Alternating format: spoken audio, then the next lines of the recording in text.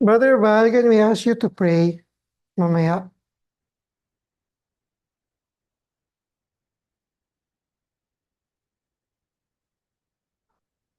Brother Val?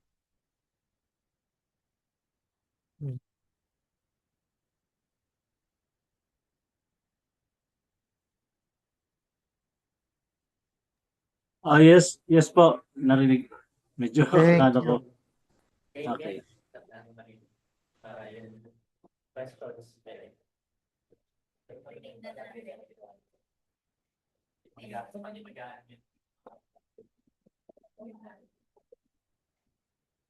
Start na po ba tayo o in a while? Sige, let's start na. Let's ask Brother Val to open us in a word of prayer. Okay po, let's pray. Heavenly Father, we once again thank you, God, for this evening where we can once again study, Lord, about worship or proper worship.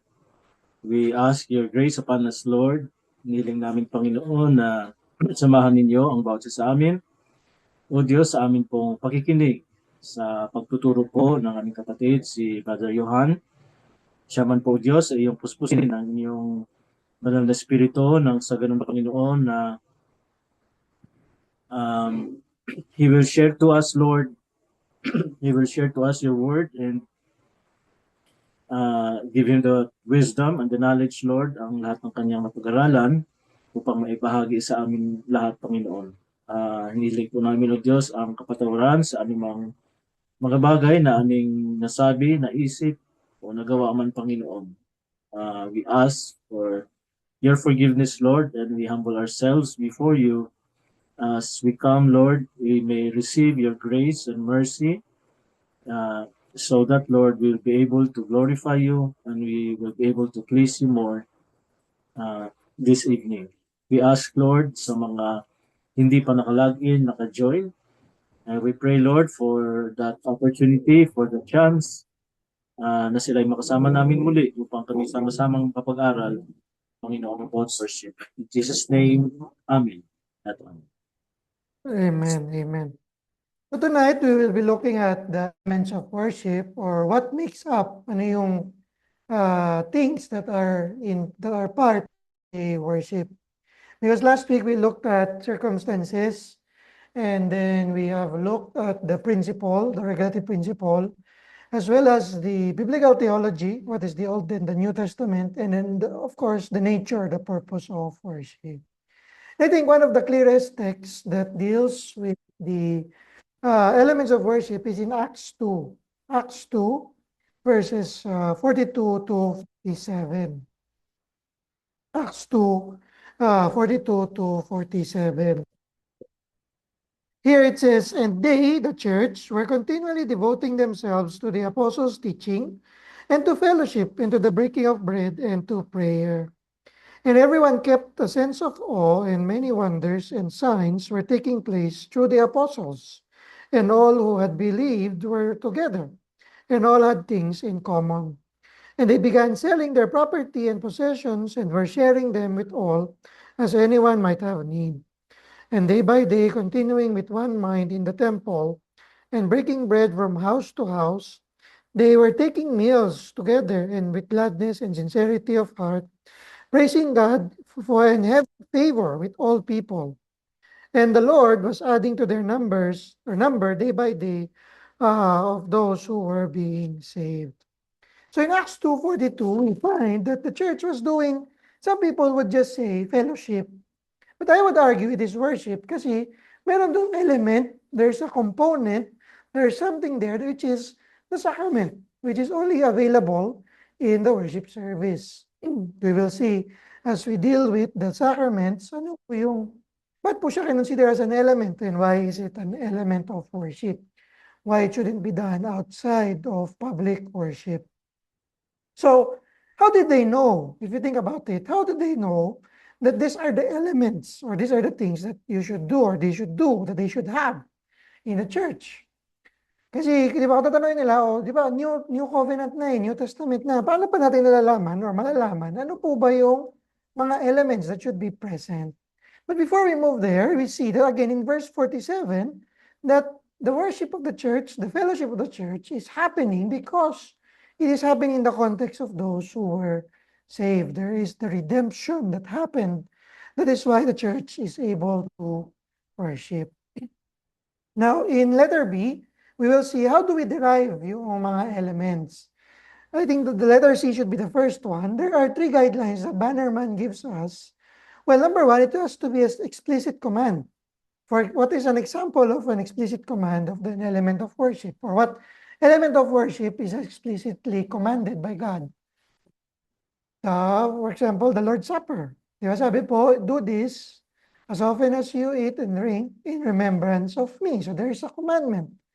There are examples in scriptures. For example, what are the examples that there are prayer? That's why prayer is an element of worship. Jesus himself taught us how to pray. So the general principles that scripture teaches us during worship constitute what are the elements. And we will arrange them under the principles that we have studied on how they should be arranged together. But as we see in letter B, B1, that the good and necessary consequence is one of the main principles, how to derive them. Ano naman, bakit di natin inuuna yung communion? Bakit inuhuli natin siya pagtapos ng word? Things like that. So, by good and necessary consequence, we would derive the elements. And as we derive these elements, we have to recognize again that in our study in the Old Testament, what happened to the Old Covenant? Jesus fulfilled them. So there was abolishment of certain laws. For example, the ceremonial laws. So everything done in the temple, any element in the temple, so to be clear, any element, there were elements in the temple that were not carried over, they are also abolished, they were removed. So inference of the good and necessary consequences, we deduce these truths from other truths. For example, Matthew 22, where 29 to 33, Jesus demonstrated that there is resurrection of the dead when the Sadducees were asking about it. And about the Trinity, he also dealt with it.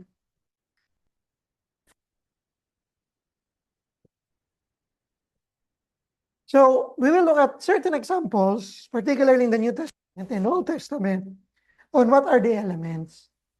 Now, moving to letter C, Old Testament examples, Jesus' ministry covered most of the Old Testament because Jesus himself was teaching or worshiping in the synagogue. So we can find some examples like in number 2 that are derived from the Old Testament that were carried in the New Testament. Remember, we studied the Old Testament because we want to see what happened beforehand, what happened during that there is the temple, and then what happens during the time of Christ, and what is applicable to present time. Remember, even before the Mosaic priesthood, there was worship. We looked at Exodus 3, wherein Moses was saying, lalabas muna kami, we're going out of Egypt because we need to worship. Bakit sila mag-worship? Ba't sila sacrifice? Meron silang concept. And what are those concepts? So we find that's why the temple can be abolished because they were already worshiping without a temple. They were worshiping as a church without the needs of a physical large building. So without the Levitical priesthood, they were also worshiping. This was even before the tabernacle was being constructed. Yeah.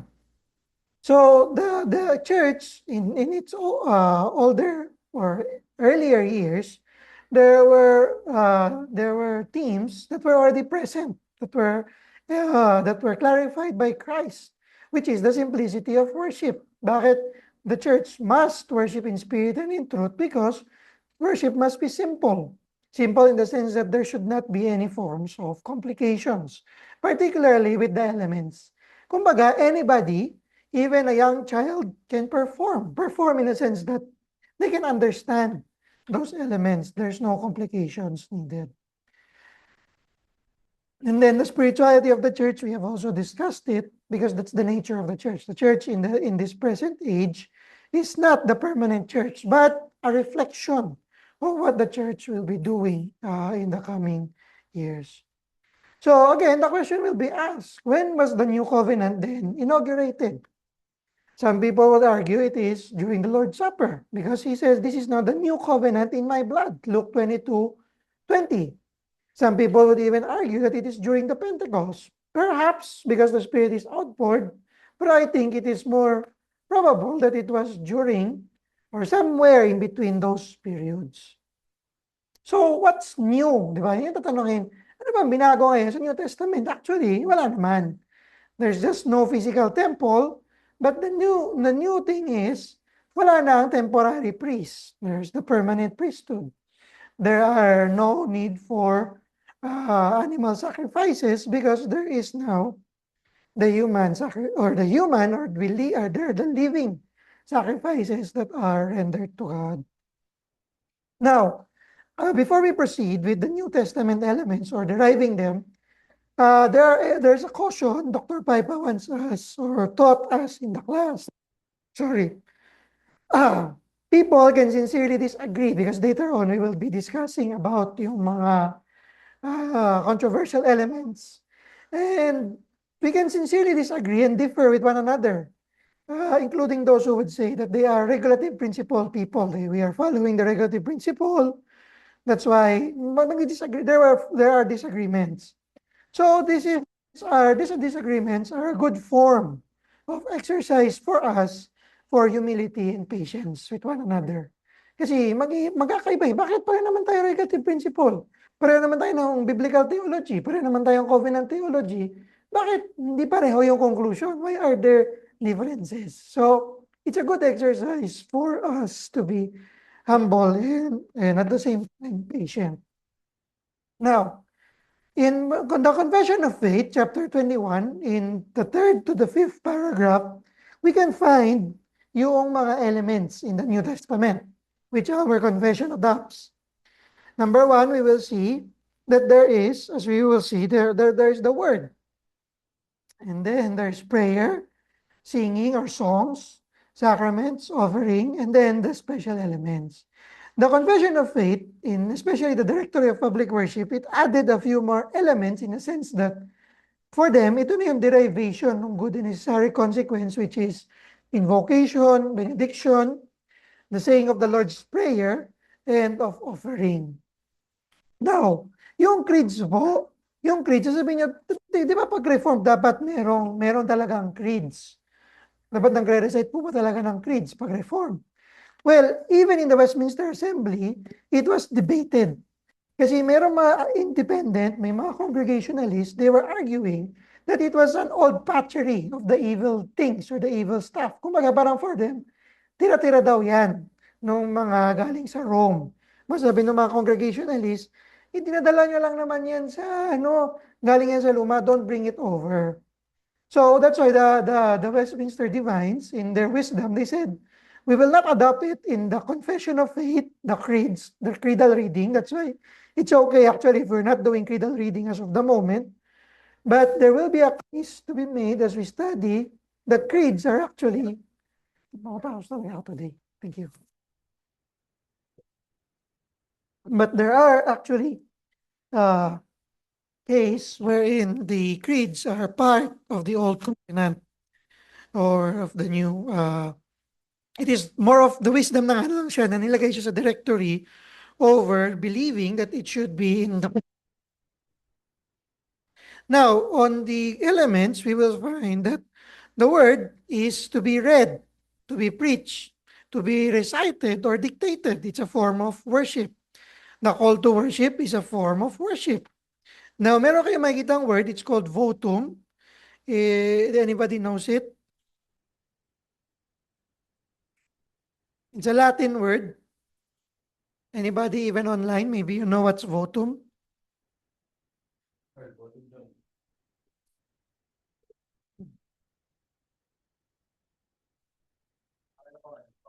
Yes, votum is the Latin word for vow, your promise, your commitment. Kumaga, we will see as you enter the presence of God, ano yung promise mo? Kumaga, ito yung party, papasok ka sa party na to.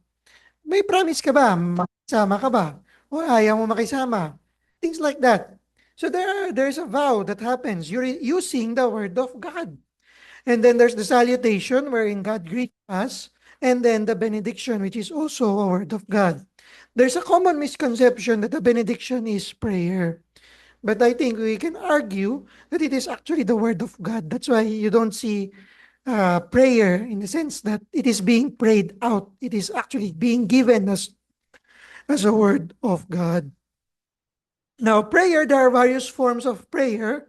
First, there are what you call free prayers. Ito yung nagpipray lang tayo without a script or hindi siya printed, hindi siya recorded from Book of Common Prayer or Book of Common Worship or even from our directory. Then there are prayers that are common, which is yun yung pinagpipray na printed or sabay-sabay.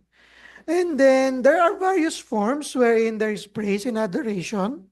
There's the confession, there's the thanksgiving and supplication and intercession. And that's the time that we will find that doxology can be a song or also a prayer. Kasi doxology is actually a response to God. Kaya po, we should not mix up yung benediction tsaka yung doxology. And then special elements I have placed there, yung oaths and vows, which you will be doing on, is it March 29, Lord willing. And then yung mga special worship services or stated worship, like prayer or midweek service, or Thanksgiving service, and then the day of fasting. Si Joe Moorcraft actually is arguing that even the confession of faith, the creeds are special elements. That's why doon ko na lang din siya nilagay. And then the congregational amen is necessary. This is some of the exercises ng mga Baptists, which I think is good to be given by us, by Presbyterians. And then church discipline. Church discipline, if you know, is not only yung receiving ng members, but also yung excommunication. It is announced during the worship service that we are excommunicating, sadly, a brother. Ordination services, they are also a form of discipline. It is where God receives or appoints or confirms his officers. Now, si Ryan Peck in his book, if you're reading, he tells us in pages 49 to 54 that liturgy has a direction. That when you combine elements, it should reflect the covenant nature of the worship, and then that there is a dialogical nature.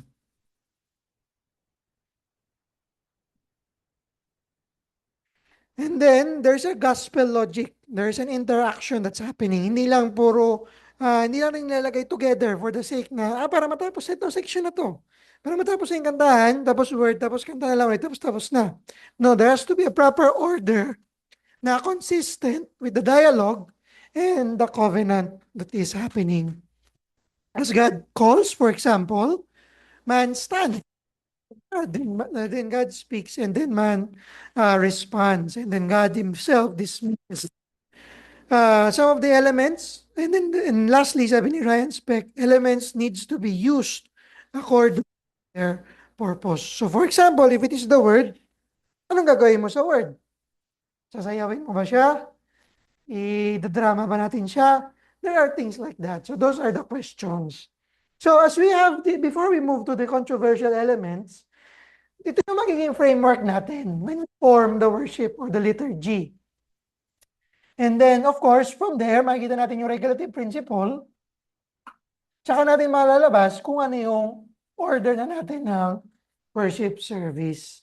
So, yan po yung parang framework when we are going to do yung worship service natin or refinement or revision of our current order or yung clarity or clarifying what is happening to our, how do we do each element of worship. Now,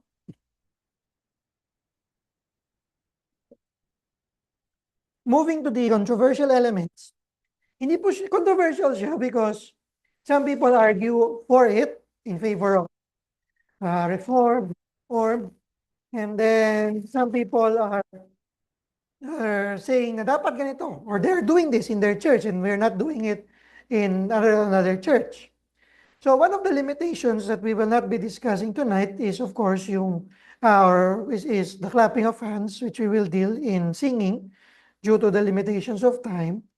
And then yung hand raising, which is Ryan Speck has his own position. We will deal with it in the posture. So some people, so I'm not sure if you have heard of the term EP, exclusive psalmody. So exclusive psalmody. So yung position ng exclusive psalmody, these are people who are saying, dapat ang kinakanta lang ng church ay psalms. Wala nang iba. Pag kumakanta ka ng hymns, kumanta ka ng Joy to the World, hindi siya dapat kinakanta daw sa worship. And they have a hymnal actually, this one. So you can take a look. It's actually just 150 psalms. Tapos may mga ano na siya, may tunes. Pero when they sing it actually for the EP position, exclusive psalmody, they are actually arguing for a cappella only. Mamaya makikita natin bakit. So one of the main proponent of exclusive psalmody is si Brian Schwerty in your footnote. He is one of the best, I would say, na nag-argue for the position of exclusive psalmody. He is under the Free Church, if I'm not mistaken. Free Church continuing, you will find this denomination, Free Church of Scotland continuing. They are exclusive psalm position. They will just sing psalms in their worship service, even in prayer meetings actually. And then sila rin yung mga women na may head covering, whether hat or yung shawl. Because they are arguing again also 1 Corinthians wherein women should hide their glory, which is their hair. So you would see that they find or they take scripture more literally in a sense. Literally in a sense na for them, this is the hymn book of God. We should just sing this hymn book. And because Jesus even sang this hymn book, yun yung kanilang argument. So dapat, ito lang kinakanta natin kasi regulative principle eh. So you see, they are holding to the regulative principle. Sabi nila, dapat regulative principle, yung kinanta ni Jesus, yun natin kakantahin natin. And then they're arguing also that from church history, kinakanta naman talaga ang Psalms. It's just actually in the 21st century na nawala sa evangelical churches. Hindi ko alam, kinakanta niyo ba yan sa JL, mga Psalms? Talagang ito, Psalm 23, kakantahin natin. So the exclusive Psalm, actually, you have to sing the whole verses 1 to 6. Hindi lang yung the Lord is my shepherd. Tapos meron ka na ibang kinakanta. So it's just the Lord is my shepherd, I shall not want. So i-versification mo siya. Tapos i-tawag mo dun sa term para metrical. Gagawin mo siya metrical. So their main texts are Ephesians 5 and Colossians 3. So one of the first questions we'll ask ourselves is this an exclusive church, exclusive psalm church, or is it, as letter B tells us, an inclusive psalm? We include psalms in our singing because, number one, sabi ni Dr. Paipa, and others who argue against this, si Terry Johnson, and other denominations, even the OPC, argue that there is no scriptural warrant to the use of the Psalter exclusively. Sabi nila, pwedeng gamitin yung Psalms. Tama naman, di ba? Yung Ephesians 5, actually, it's talking about Psalms, hymns, and spiritual songs. For the exclusive Psalms, kasi, they are saying that those are different forms of Psalms. Psalms, and then hymn is a form of another Psalm. Spiritual song is another form of Psalm. Yung argument ng EP. So if you're inclusive, IP, you would say, the Psalter is not sufficient. Not sufficient. Teka lang, di ba? Sufficient naman. Hindi po siya sufficient for the hymn or for the singing of the church. Bakit po? Ba't kaya? Meron naman doon doctrine of Trinity. Pero, saan siya mas naging clear? Sa New Testament. Meron doon yung the Lord said to my Lord. There is the concept of the Messiah. Pero, mas naging clear siya in the New Testament. That's why we are singing hymns and spiritual songs. And then in the history of redemption, meron tinatawag na mystery of theology. or mysterium theology, theologia, wherein in the history of redemption, God reveals Himself slowly. So pag nilimit natin sarili natin to the Psalms, nalilimit yung pagkanta natin. Actually, ginawa ko yan. I mean, hindi ko naman ginawa. Pero doon sa Antioch kasi, we have to choose 5 hymns. At least 3 has to be Psalms na at least or closest related doon sa text. So sometimes meron kami limited in a sense na ano ba yung pwede ko pang idikit dito malapit. So kagaya nung ginagawa ko kagabi, yung carols, hymns and carols, anong Psalm pwede ko ilagay dito? Actually, nahirapan ako. Sabi ko, mag-hymns na lang tayo sa bilis. Tapos yung tune din actually, yung tune. I'm considering the tune. Makakanta ba to? Baka mamaya kami lang ni Jerby kakanta or ni Carlo. Di ba? And then in 1 Corinthians 14, which is also another argument, sabi ni Paipa, there is inspiration, of course, but it's not just talking about Psalms. Because for example, Moses, di ba? Song of Moses. Si Moses, kumanta rin naman siya. So, hindi natin kakantahin yung Song of Moses, sabi niya. And then, if you look at Revelation, which we will not see in our sermon kasi we will end in chapter 3, the worship of the church is not just restricted to the Psalms. They are Christological model. And if you think about it, we are living in the side closer to Revelation rather than in the time of Psalms. Tsaka meron bang ibang argument dyan na kung talaga kakantahin mo lang yung Psalms, hindi dapat kinakanta natin yung Hebrew form niya. Kasi yun yung inspired. Yung English is a translated model. So, yun yung some of the arguments why we take the position of inclusive samadhi. Now, if someone will disagree, and I think hardly disagree, we can have a discussion man. But I think we should adopt the position na we are singing psalms in their preferred meters because yun na yung translation. And then we would choose a hymnal rather na meron ng psalms. Jerby and I were considering a hymnal na actually available in the Philippines. Pero yung Psalms kasi niya hindi clear. Parang pwede mo siya kantahin, pero hindi siya yung Psalm 1, Psalm 2, gano'n. So that's something we want to be uh, known in a sense as a Reformed Church.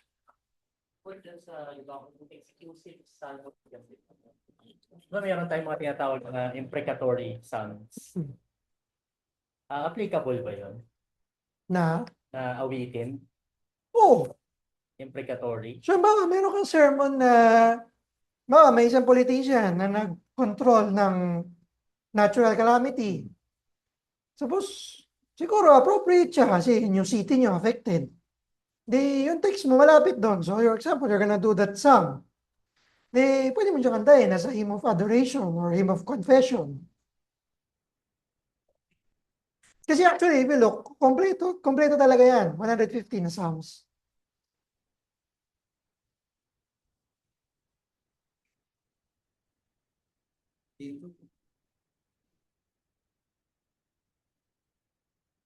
Meron ba questions online?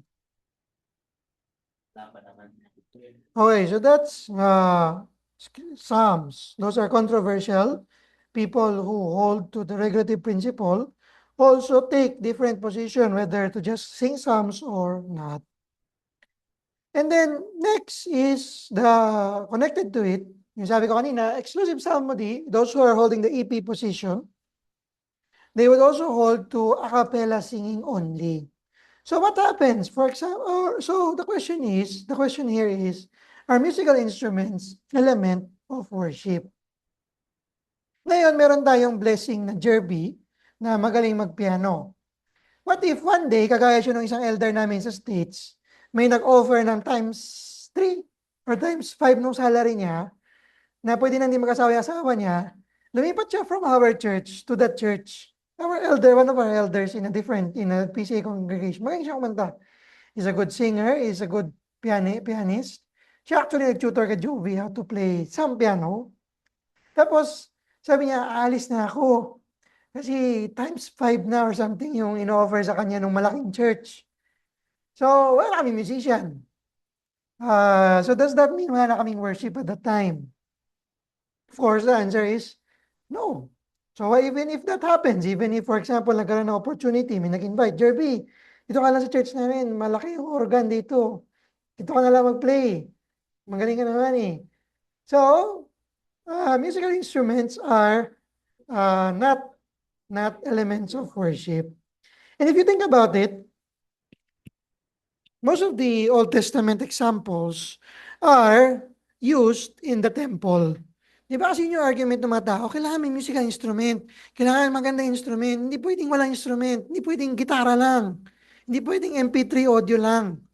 Kasi ano yan, parang parang value ng church. Oo. Pero if you think about it, for example, in 1 Chronicles 13, dun sa ating example here in the handout, it's connected with the sacrifices.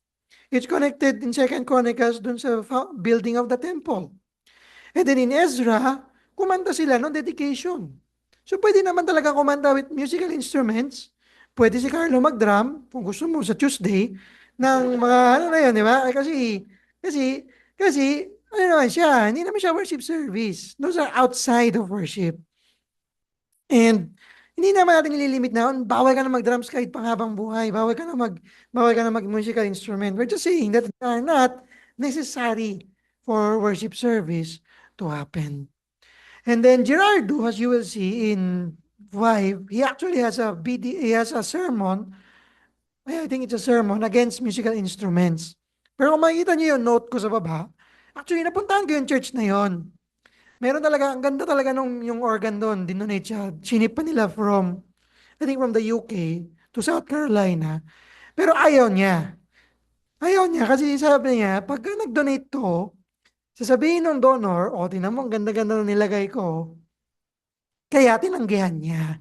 Kaya nagkaroon siya ng sermon na, huwag na maglagay ng instruments kasi nga, si Gerardo, the one I use for prayer meeting. Yun yung context niya. Pero actually, if you think about it, meron naman, nagpastor naman siya ng churches with musical instruments. Nagpastor rin naman siya ng churches na walang musical instruments. So si Gerardo, one of the best, I think, in the 19th century na theologian and pastor, he also argued against it just because of their context ng time na yon. Because, again, he recognizes that outside of worship, there is liberty of conscience. Then in worship, there are liberty of what we need to use. As long as yung element na yon ay hindi siya nakakagulo. So instruments are called accompaniments for a reason. Kasama lang siya. Pero pwede siyang wala. It's a circumstance. We should treat it more as a circumstance of worship rather than an element of worship. So what are the principles that we need to apply sa circumstance of worship? It must be really circumstantial. It must not be an element at all.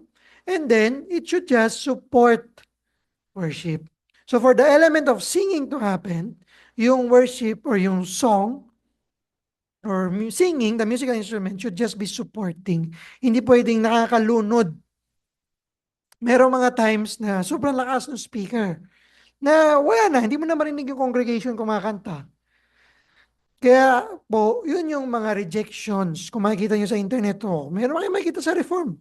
Mga reform na magsasabi na bawal ang instrument, especially 10 years ago.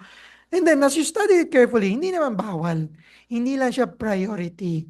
Pwedeng wala. Pag meron, di maganda. Pag wala, di wala. Kasi minsan, di ba? Minsan, di mo alam pa paano talaga kantahin eh. Kailangan mo ng instrument. It will help you. And guide you, tama. So, then, in the singing, actually, we will see some principles on how to choose church music. But briefly, instruments must be lyrical. Ibig sabihin na lyrical. Lyrics, pang ano siya, pang kanta talaga siya. Hindi siya yung parang may pinapakita ka lang or nagdadagdag lang sa noise. Things like that. That's why, in a sense, drums may not be really appropriate for worship. Kasi, ano yung lyrics doon? Kaya mo ba kumanta ng kanta na nagda-drum-drum lang? Siguro yung drummer boy, yung kanta na yon. Pero, hindi pa rin siya suit. And then, it has to have in 1 Corinthians 14, as we saw last week, yung verse 40, wherein things must be in order. Things must be in order because it has to be intelligible. Nauunawaan siya. And then it must contribute to the edification of the church more than a performance or a show. So those are for instruments. So marami pang instruments na siguro matatanong nyo, as long as I think hindi siya nakaka-distract, should be okay. Common siya. I mean, babalik tayo sa principle ng worship, it should be in spirit and in truth. Wala kang pambili ng electric guitar. Pagpipilitan mo ba bumili ng electric guitar? Di ba? So, hindi siya simple. Ba't mo pabibili? Kasi yung kabilang church, lumaki nung may electric guitar, nung may electric keyboard. Kami, kailangan namin ng grand piano. Yun yung dati. Ewan ko hanggang ngayon ba, kung big deal ba ang grand piano? Na pag may grand piano ka, pupuntahan yung church nyo.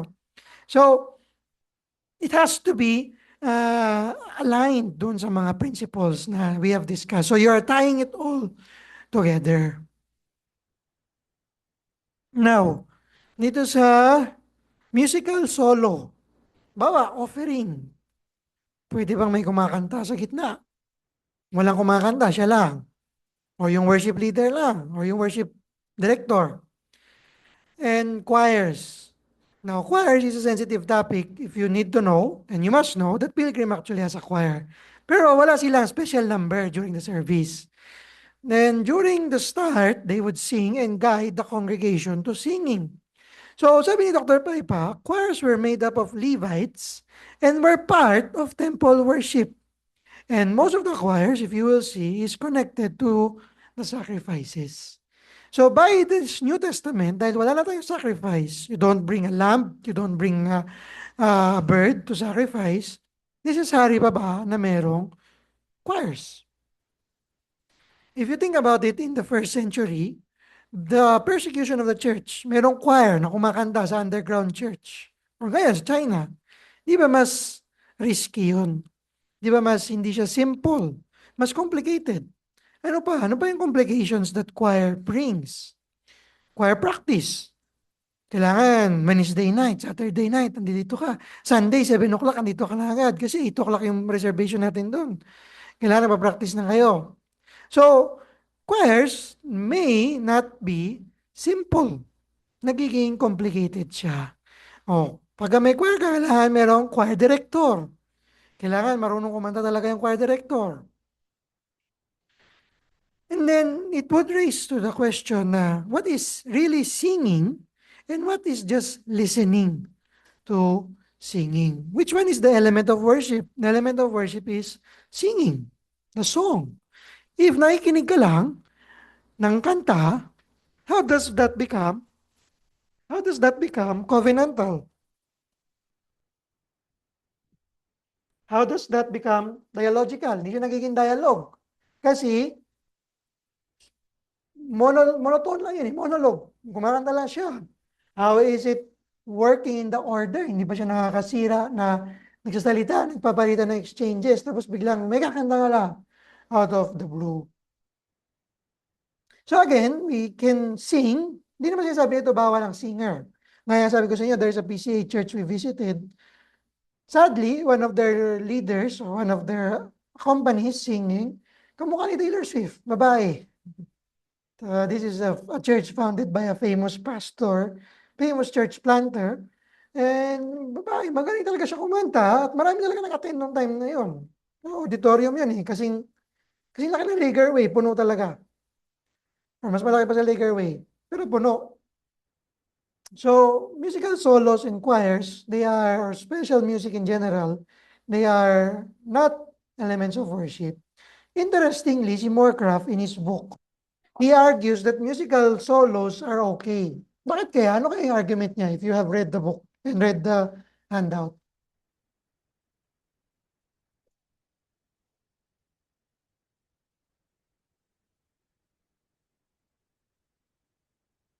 Moorcraft was arguing that merong kumakanta in the Bible that are singular person. So, sige, tingnan mo meron naman singular person na kumakanta. Bakit bawal ang musical solo? So, you will see actually that if you see in the worship service, if there is a song, I intentionally say, step aside. Hindi dahil hindi maganda boses ko. But, I want to reflect, ano ba talaga yung meaning ng singular singer? Singular singer there, argued by Dr. Paipa, is the Lord Jesus Christ. That's why it is difficult to attribute to say that one is a worship leader. Basta si Mark, ang worship leader today. Mahirap. Bakit? Sabihin, kagaya ng priest ng Old Testament, kailangan perfect yan. Kailangan hindi siya nagkasala. Hindi siya, Manong Jeep, bilisan mo, late na ako. Hindi siya kailangan prepared siya. So that's why in the Presbyterian Church, we call them liturgist or we call them moderator. Hindi worship leader or the singing director or the worship director. So the singular description there that Dr. Moorcraft is describing is actually appropriate to be attributed to the Lord Jesus Christ and not to a singular person in the front that is singing. So does that mean that we should remove singers? Well, one of our elders, yung kinikwento ko kanina, yung magaling kumanta actually, he was actually playing the piano and he was the one leading the worship. So he'd say, let's sing, ganyan. So malakas yung boses niya. He was able to project yung voice niya at that time. So if you can't, then we have to learn yung mga songs. That's why there's importance na we are familiar with the songs. So bakit yung last 2 weeks ago we sent out yung Psalm 110? Because we want you to practice in the house para hindi na kailangan may kumakanta pa sa harap. Or pwede naman, siguro we could have done it, but hindi siya intended to be sung by one single person. And then, the singularity, I would argue there, is the singularity of the one body of Christ. It's the congregation that sings that song. Hindi siya one literal person.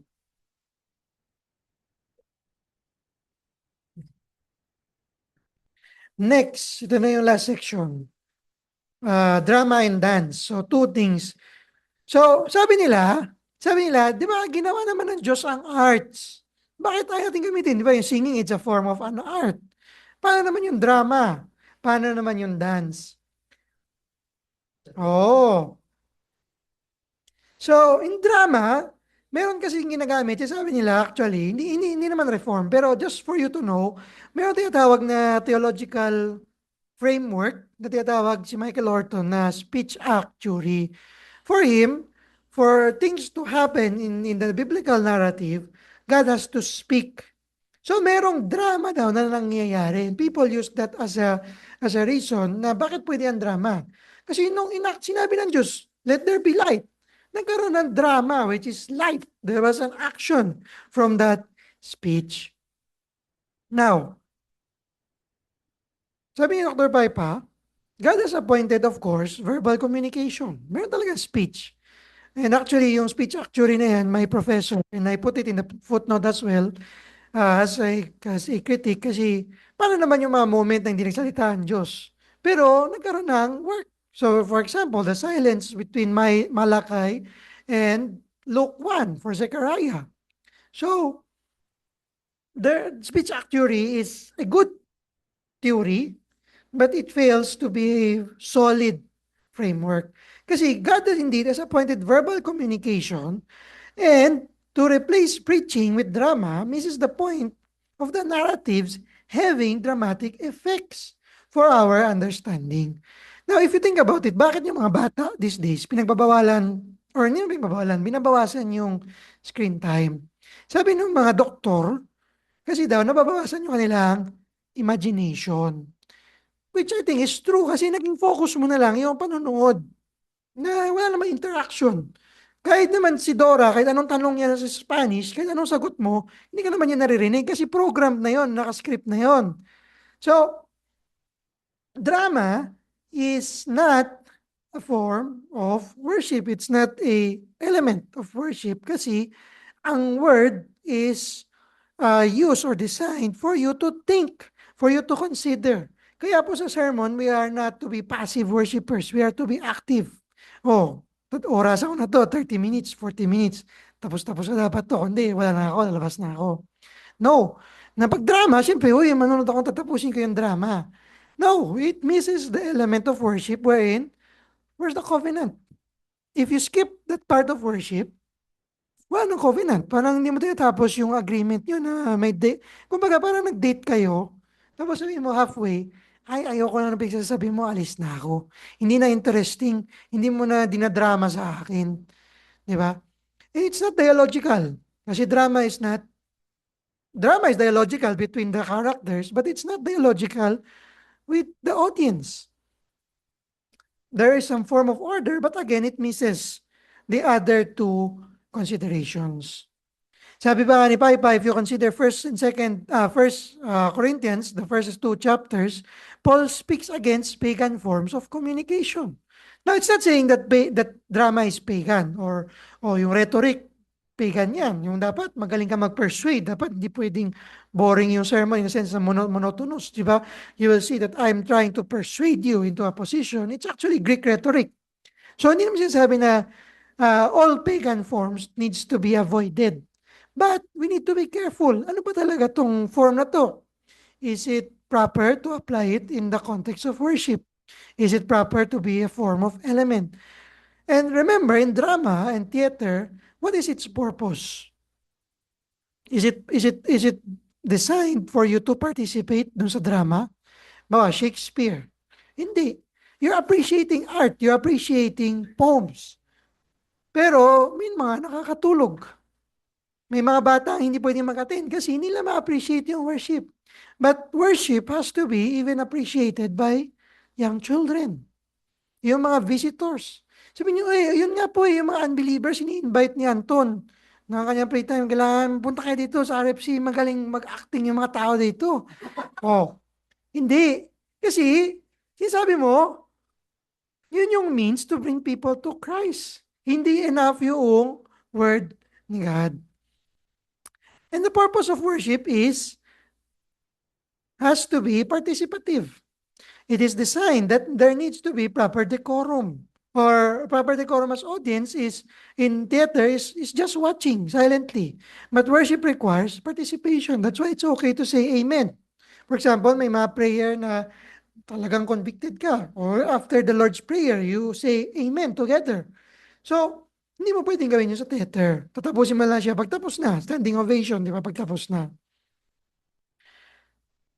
And so, worship requires participation because logically, it's the result of communication. Di ba? Communication, paano malaman na communicate?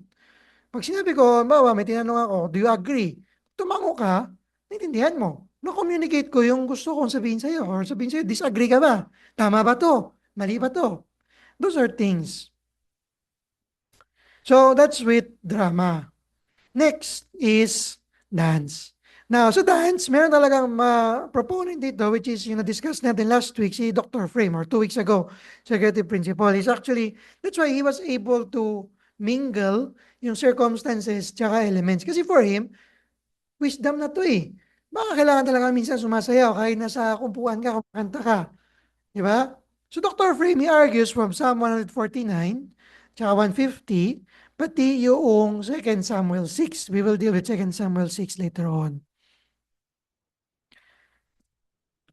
Now, there are certain elements. For example, we call, or you would see, I will send you maybe this week or next week yung mga bulletin ng ibang churches, yung mga na-download ko. There will be some things like called prelude or postlude. Yun yung parang musical number before things come in. Tapos meron din yung processional, pumapasok, tsaka recessional. So as I've argued before, the processional only happened in the 2nd century, wherein Constantine, sympathetic to worship. Remember, it was not him who legalized the religion, it was Theodosius, na nagkaroon ng procession, andyan yung hari, kailangan mayroong procession kasama siya doon sa pagpasok kasi VIP. But again, who is the VIP in worship? It's just the Lord Jesus Christ. That's why if you have a chance to see yung Antioch during 9:30 or 10:30 ng gabi natin dito ng Sunday na worship service nila, makikita niyo yung upuan nila. Actually, walang gitna. Nung dinesign yun ng pastor, kasi nga ayaw niya magkaroon ng temptation na may gitna o pwedeng lumakad doon sa gitna. Tinanggal talaga niya. So even if may kasal, sa side dumadaan yung bride. Yun yung design ng church. Kasi pew talaga siya eh. Kahoy siya, isang diretso. Walang special. Pero ngayon, tinanggal nila actually. Tinanggal nila Dr. Pai pa kasi may anay na. Kasi nga 1800 pa yun eh. So, pero yung chairs, nakastack. So imagine yung Lagerway, dinikit mo lahat ng chairs. Walang gitna. Sa side lang, daan. Kasi bakit? Di ba kasi nga, wala dapat distraction. May dumadaan sa gitna. Di ba, yung mga anak ko nagsi-CR, tatakbo. Di ba, minsan, uy, baka madapa ka na naman. So, so those are things that we in our wisdom that we need to consider as circumstances.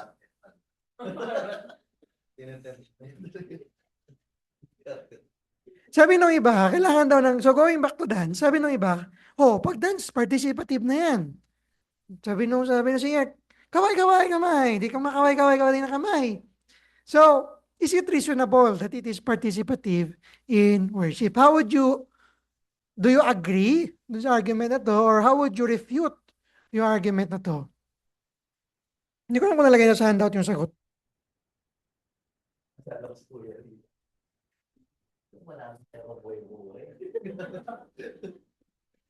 Pinahinto niya. Ganyan pa yun, ano? So how would you refute or agree? Do you agree with this na dapat walang dance? O dapat merong, or tama yung exegesis ni, tama ba yung exegesis niya? Ni frame na pwede ang dance? Or dapat talaga wala?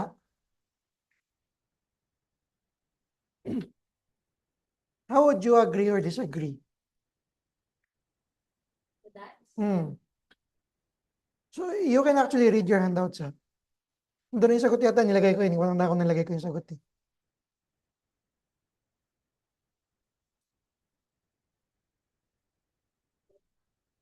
This is just in the worship service. Sa prayer meeting, hindi mo tayo nagda-dance eh.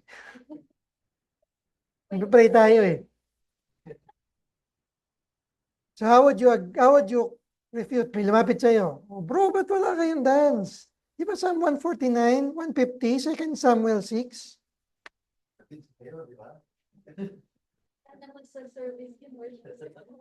Yes, so that's one of the argument. Wala siya sa worship service. What else? How about that psalm? So that's 2 Samuel 6. It was not in the context of worship service. Later we will say why. Well, remember, Psalms is poetic language. So there are languages that are poetical, or we have to read the parts of speech, ano yung figure of speech niya. Sabi ni Pai, if you take dance literally, in verse 3, how would you take verses 5 and 6? When it says you have to dance in your bed. So sa worship service, dapat maglagay ka ng kama sa Lakerway. Anton, bababa mo to dapat next Sunday. Sasayaw tayo dyan. Dance in your bed. Di ba? So, there's an argument. We don't take it literally because the dance there in the Old Testament is not literally always dance, but a poetic conveyance that masaya yung worship na yon. In that context, they were glad. Merong adoration na nagaganap. Kasi nga naman, kung mag-dance ka, sabi nga pa ng Dr. Paipa, the metaphor of dance expresses the exuberance, the gladness of the heart in Psalm 30, as well as we will see in Jeremiah 31, dun sa New Covenant text. It is a metaphor. So, hindi siya dapat nililiteral. Kaya po bakit yung, for example, if there are people holding the view of immersion, pupunta tayo sa Mark 4, wherein ini-immerse or binabaptize yung bed. So, literally ba, yung kutsyon, whatever form of kutsyon that is, nilulubog talaga siya.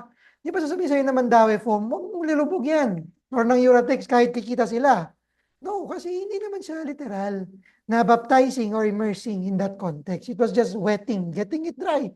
Siguro, kailangan mo basahin. Kailangan mo linisin ng konti, wipe lang. Now, in 2 Samuel 6, how do you know that it is not in the context of worship?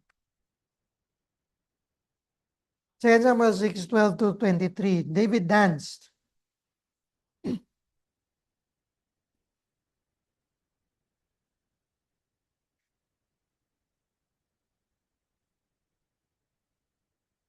Excuse.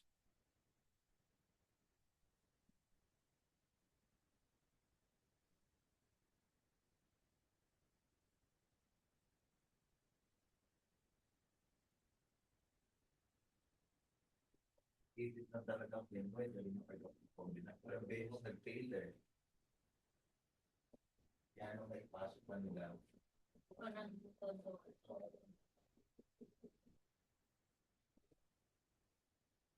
And yet to Psalms, this is a narrative. So, sinusulat ni Samuel or ng author, David danced. Well, you would argue that it's not in the worship service. Number one, in verse 17, it's in a tent. It was not a tent of meeting. And there is the missing priest. Walang priest doon sa time na yon. So, walang worship service.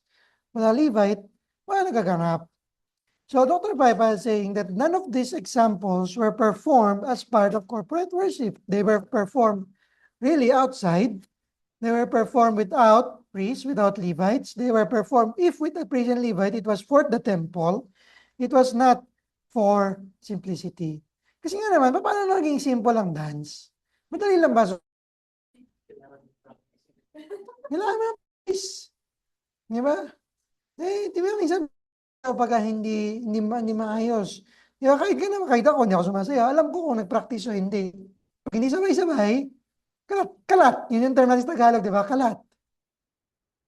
So participating is important, yes, but it has to be simple. Simplicity, worship in spirit, and in truth. So we end here. You can still have your questions. God instituted elements for us to worship Him. These elements are regulated by God. And the church, the Reformed Church particularly, ought to carefully consider each position or each element for her health and her life.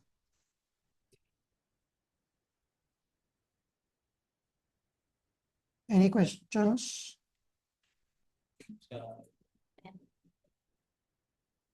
So, sa mga tanong tungkol sa dance, yan na po yung sagot. Itanong ng drama. Meron na pa ng mga Yan na question. sagot. Namin. Answer nila. Kaya naman, maganda.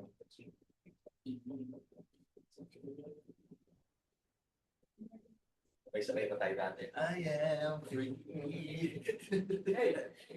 So, in the following weeks, we will look at each element, word, prayer, song, sacrament, offering, in each way. Then we will try to fit it in or fill in natin siya. Saan ba siya bagay? Umpisa ba siya sa dulo?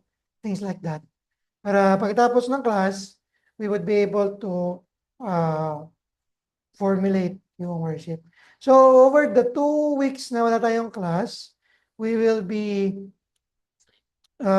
looking at sa homework. Hindi siya, actually, wala naman kailangan gawin. Yung mga different order of worship ng ibang Reformed and Presbyterian churches. So, I'll send it to you via email. So, by the way, if you haven't received the handout, please let me know. And also, there is no meeting next week because it's December 25. And then the week after is January 1. So, next meeting is on January 8, day before na fiesta dun sa Quiapo. And then, if you didn't receive the handout, please let me know. Kasi I emailed it, and then there were still a few emails that were rejected or sent back. So, please check. January 8, tsaka piyesta naman. Nasa Reno. Sa 9, yeah. Ilang pasok? Birthday ni Aya. Pasok, mga taga-Manila lang. Kaya Maynila. So, actually, sisend ko muna siya sa inyo. Tingnan nyo lang muna, tapos bibigay ko sa inyo yung guideline before week 10 kung ano yung gagawin nyo sa mga, or ano yung i-assign ko sa inyo para tingnan or i-observe how it is comparable to RFC, how is it comparable with other bulletins. So with that, sa mga confessional churches, Reformed Confessional Church, wala talaga sumasayaw kahit isa. Sa service. depende. Ay, meron pa rin. May mga PCA which is naka-flag. Kaya yun sa Taylor Swift. Actually, malapit na sila sumayaw. Sa PCA church. Oh, tapos susulatan sila ng ibang congregation, i-stop nila. So after a few months or weeks, babalik ulit. Meron. So sabihin, bakit meron kayong ganon? Sabihin, wala. Minsan dinideny. Tapos sabihin sa presbytery, meron kaming witness, nakita namin. Yung makikita nyo minsan, ba't walang live stream? Kasi ebidensya yun eh. Pag gusto lang nila sumaya. Parang nag-worry na lang. Parang mukha hindi yung na-attend. Di ba? Si Mark Driscoll, I think, is Calvinistic. Di ba? Nagdrama siya sa harap eh. To show Mark Driscoll. Meron siyang sermon illustration na ginagawa lamang ng mag-asawa. Ginawa nila mag-asawa. So there are Calvinistic, there are Reformed churches. Kaya sabi ko, we disagree patiently and humility. Sabi niyo mamaya, bakit yun yung tinuro ni Brother Johan? Bakit yung isang denomination natin may ganito?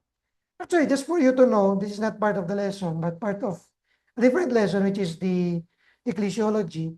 IPC actually has women deacons. So, how would you take it? How would we take it? Paano tinik ng pilgrim? Things like that.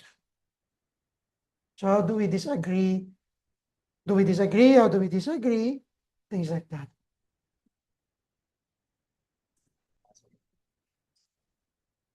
May mga Reformed churches, actually hindi ko na siya nalagay as controversial, pero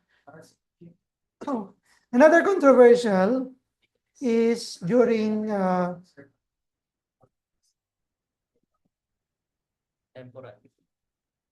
Christmas, which I will send you yung mga bulletin. May mga Reformed churches na merong Advent candles. Apat yun. So nag-start noong November 30. Iilawan nila yung unang candle, which is different color, tapos gano'n. So si Dr. Paiba is actually against, and I myself, kaya hindi ko sinabi sa inyo, maglagay kayo ng kandila eh. Mag-light tayo ng Advent candle, because how is it regulated? Meron ba sa New, di ba ang candles, they were part of the temple. Incense lang yan eh. So may teka lang, meron lampstand. Meron lampstand sa tabernacle. Paano siya naging fulfillment in the New Testament? Kailangan ba ng literal na candle? Things like that. And, paano yun pagka, meron kasi kami mga question yan eh. Meron yung isang mega church. Mega church siya, 1,000 yung people. Paano nila sineselect yung family? Paano sila magsiselect ng 4 families to light those 4 candles? Bakit siya yung pinili mo? Bakit yung Palanza family pinili mo, hindi yung Manantam? So, minsan may ganong tendency. Kaya sabi ko, hindi siya wise to have yung candlelight service. Question si brother. Hmm.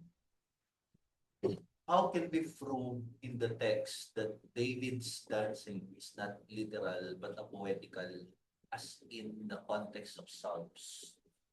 I think it's literal. I think he danced kasi yun yung context eh. Scripted naman eh, sa Secret Saint. Sa narrative siya, kinikwento niya. So actually, it's not poetic. It's just not in the context of the service kasi walang priest, walang Levites. Masaya lang talaga siya. Masaya lang talaga siya. So, ibig sabihin, pwede ka sumayaw. So, yung Christmas party, last week ni Jerby or sa amin sa office, pwede sumayaw. Kaya meron actually isang Bible college. Pero meron actually isang Bible college dito sa Pilipinas, bawal ang sayaw. Hindi ko lang kung alam nyo, basta may isang Bible college yan. Kaya meron sila parang minsan sumasayaw, sasabihin ng isang teacher, nakakilala ko doon, sabi, Zero, parang sumasayaw sila. Kasi for them, nandun sila sa kabilang extreme side. Sa atin naman, kunwari may Christmas party, sumayaw-sayaw kayo yung mga bata, magpa-perform ng number. Okay lang naman. Basta hindi sa worship service. Si Jason sumayaw. Bawa, gusto nila i-recite yung catechism. Who made you? Kung magkala sila, For example, Okay. this party, dapat hindi ginagawa sa Lord's Day or necessary ba siya sa Lord's Day or pwede natin siya ilagay sa outside ng Lord's Day? Sa kids Sundays, kasi may time ng mga umpisan, so pinapasayo namin yung kids. Okay. Kung may time ka, sa Pilgrim kasi 45 minutes lang. So pag sumayaw pa sila, wala na. Pero again, remember, we are preparing them for worship. Pero yung worship naman talaga, yun yung real preparation nila, hindi yung Sunday school. The Sunday school is just a complementary. Ako, lumaki ako sa Sunday school namin dyan, may sayaw talaga. Or hindi ako sumasayaw. Nahiya ako eh. Shy ako eh. Sa lahat. Bago ka naging music. Sample sa Christmas party, oh. Any other questions? Questions pa ba? Wala naman na dito sa online pa na. Dito, wala. Si Anton, may tanong. Si Joshua.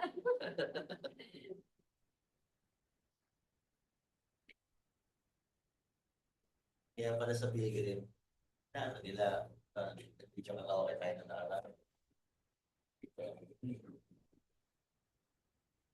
Nakalaw nila. I did it my way niya. Meron ka na. May drama. May drama. Man. Ito yung gawin na linggo. Ito yung gawin ng worship service. Sa ating kasi finansa ba yun? Dati, no? Dati. Sumba po.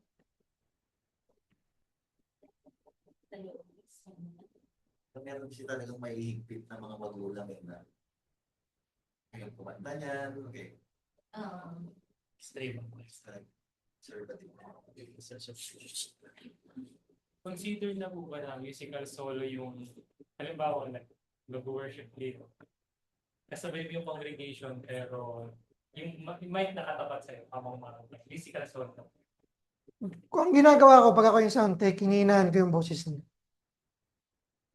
So maririnig pa rin yung boses niya to help the congregation to sing. Pero as we mature, we know the tunes, we know how to sing, hindi mo na kailangan tao sa harap, or hindi mo na kailangan tao sa mic, pwede siya sa side. Ano yung ginagawa pala natin sa ano? Today. Yung song yan? Is he worthy? Dialogical kasi. Diba? So we will actually study yung sa songs. What are appropriate songs in worship? Mawa is Jesus Loves Me, this I know appropriate worship song. Hindi sa worship, sa singing natin siya discuss. I have decided. Parang ano kasi may mga songs natin na parang question and answer, di ba? Pero basta may mga principles doon. Like kanina, na-mention natin, lyrical. Tapos, ang yung nandito sa hymnal, nakalagay natin, it should be singable. Hindi siya dapat yung sasabihin minsan nila na, ay, masyado namang bass niyan, or masyadong alt soprano, hindi ko abot. Dapat yung tama lang. Dapat hindi mo kailangan maging Mariah Carey para makakanta ka ng song na yun. Still na, ano? Kasi Mariah Carey is different level. Hindi siya common people, hindi siya common person. Other questions? Controversial elements or the elements itself?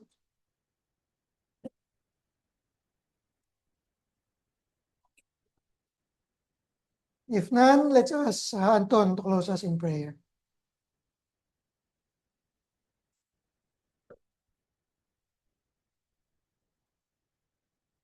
Sige po, no, let us pray. Lord, maraming salamat po sa gabing ito for another knowledge that you have given us in regards with the elements of worship.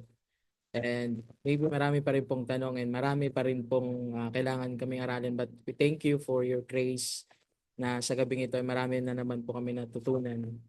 And dalangin po namin ay sa mga darating pa pong mga pagkakataon na magpapatuloy kami sa pag-aaral, mas lumalim po yung pangunawa namin in regards of worship, kung ano po yung talagang kalooban nyo, and the way that we should worship you, yung way na kung saan mas mag-glorify ka. Maraming salamat din po sa buhay ni Kuya Johan for continuously using his life despite of the challenges na experience niya tonight.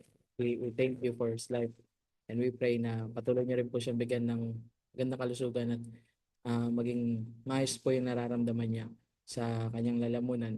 We also thank Lord yung mga kasama namin even sa online. Maraming salamat po sa bawat isa po sa kanila, and nawa po Panginoon magsilbi po itong mas malalim pa po naming way para mas maibigay sa yung glory na nararapat sa iyo. Sa pag-uwi po namin, Lord, na mga narito sa RFC office, yung mga kasama ko po rito, sila Kuya Carlo, sila Kuya Johan, sila Mark, sila Joshua, sila Ate Aiza, sila kay Jerby, ingatan mo rin po sila. Maraming salamat po, and praise you and we thank you in Jesus' name. Amen.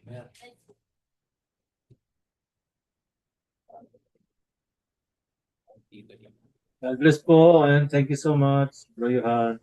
It's po, Brother Juan. Night. Good evening po sa lahat.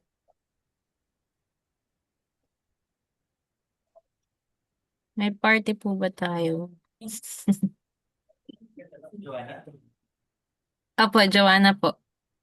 Oh, may tanong. This is party. Opo, may mga after Lord's Day na mga ano po ba tayo? Palaro. Parang last year po. May nagtatanong po kasi eh. Actually, tanong ko na kanina din. Christmas party or something. Opo, ganun. Mm. Last year, ginawa namin. After After the Lord's Day. Di ba? life service. So, after the Lord's Day service, siyempre yung worship service ng umaga. Nag-lunch tayo dito. Then after nun, karoon tayo na Kasi ang alam pa natin kasi noon, tapos na yung pagkatapos sa closing prayer, tapos na yung Oo, akala na. service. So, pwede siya Pwede gawin tayo magkaroon pero Saturday. Saturday, Ibang araw. sabihin natin ang ibang araw. So, one of the question is, can it be done in another day? Yun na. In your first question, that's what we were discussing in the Sabbath. Can it be done on the Mhm. other day? Ano ba yung primary purpose of that day? Tuesday. So that's why actually I was suggesting sa ating leadership team, let's do it on a Tuesday. Kasi I think, kayo na maluwag na yung traffic galing sa amin actually, nagulat ako. Luwag na ngayon. Maluwag na yun kasi alam ko lumalayas na yung mga tao eh. So, if you want, we will have Tuesday. So this is an invitation, informally. We'll have lessons and carols. So there are 9 lessons texts and 10 or 12 songs that we will be singing and then short exposition. Gusto nyo, di 6 o'clock pa, dito na mag-dinner. Dito, parang afternoon, then dinner na dito. Kasi kinabukasan naman sa ano yun. 24 na yun. So, but you will see other churches that I will send you. They did the lessons and carols on the afternoon ng Lord's Day. Kaya yung suggest ko sa iyo if you want. Yung ginawa ko liturgy, it's for Sunday. So I will have to revise it if it is on a Tuesday. Pero hindi yun yung Christmas party na iniisip natin ng parang Hindi. Parang ano, carols. Instead of prayer meeting, di maglagay ka ng konting singing muna, tapos short devotion, then party kung gusto nyo maglagay ng games. Pwede. Party ka, Joanna. Joanna, Oo. Sa Sunday, pag-usapan natin, kung pwede natin siya, feasible ba siyang gawin ng Tuesday. Tapos, Pang-topic ko lang. Kasi naglagay niya siya ng slide. Pero yung una niya, Joyful Joy. send it sa atin. Joyful, tsaka Emmanuel. Tapos yung...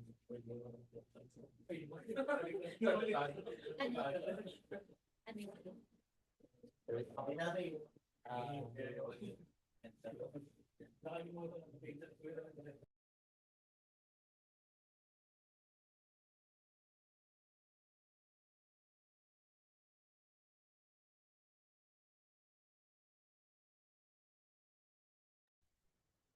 End ko na po. Good evening po sa lahat.